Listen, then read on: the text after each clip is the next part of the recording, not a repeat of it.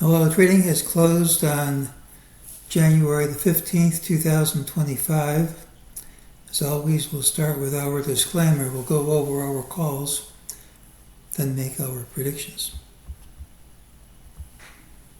It's my trading plan for Thursday, which is January 16th, 2025. Remember, my calls can change. My calls can be wrong. Any trade you make should be made at your own risk. Please remember, my MEJT system gives targets, doesn't give entries, doesn't give exits. One target it gave a week ago was 59.3865. That target printed today with resistance at and just over that price. We have a new target from today's patterns, 59.3491, and if we don't gap up smartly, that's my call for tomorrow. This is what we said yesterday. We thought the market was trying to make a bottom, but at some point any gains it made would reverse. So we made this bottom here. We have a gain. At some point it should reverse. This is the pattern with the early low. Tomorrow should also have the early low. Today, MEJT said said that this move was a false move. That's the F.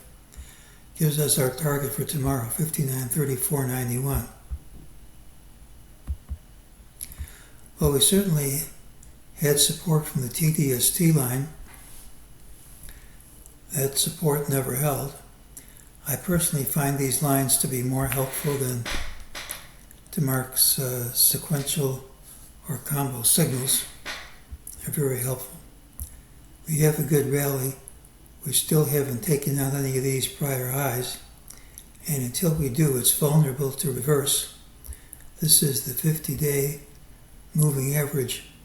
It's a very plausible place for the market to reverse, and if that happens, it'll often play ping pong with the 200-day moving average, which is 55.82 but climbing. So if this held, that's an if. It wouldn't be unusual if we dropped into the 5600s.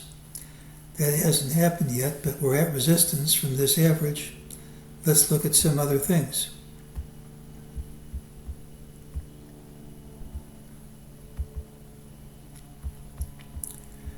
Well, here was this head and shoulders, which I call the head and shoulders consolidation. It was too far away from the 200-day moving average to be a head and shoulders top. And I said, once you get a false break, this has the potential, but not the obligation, to rally to a new high in a straight line. And that's entirely true. We don't have to stop here. We could keep going up in a straight line, but that doesn't mean we have to. It's just the potential. And as we saw from that 50-day moving average, this is a logical place for the rally to stop. Let's look at some other things. We gapped up, hit a higher high. This close is under this high and under this high. So all day long, this rally all day long couldn't close over these highs. And if that's maintained, and that's in capital letters, that's maintained at the open, it's a negative pattern, should lead to lower prices. Doesn't have to lead to a lower close. And if we gap and take this high out early, all that negativity goes away.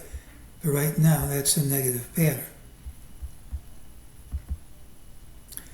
If you take this wave, we now have an ABC completed. I've changed the colors, but it's the same thing. You take the start of wave A at the end of wave 5 of 1 up, and you measure to the end of A. This is the height of wave light green A. We stopped right at the 50% retrace. which is one place where these things tend to stop. Let's look at this wave here after green A completed.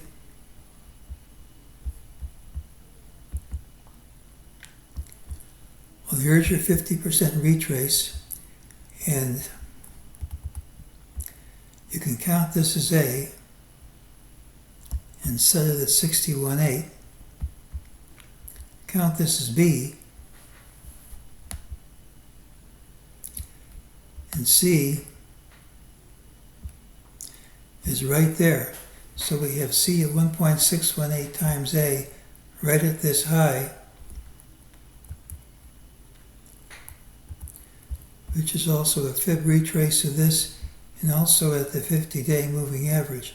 But that's not all. What if this is green A, which I think it is?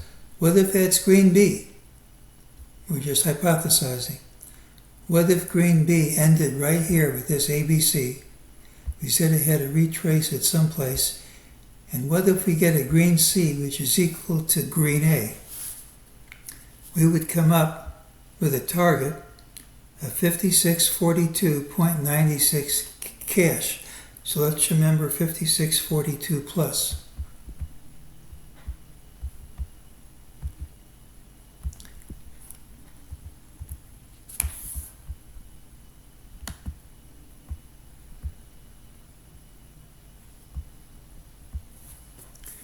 If you take the same high and drop it to the beginning of this wave, remember we had this wave ending here. You measure from 51.93.56 to this high, which 6,090.96. A 50% retrace is once again 5642 plus 5642.26. So if we stop here, if we do, and if we get a wave green C, which is equal to green A, the waves are in perfect balance at 5642.26 plus.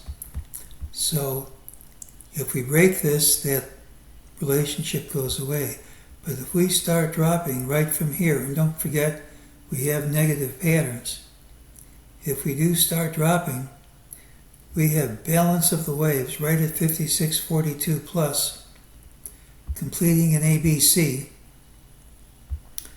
We'd have your one up. That would probably be the end of wave 2 down, and that would start a wave 3 up. Now, of course, that doesn't have to happen.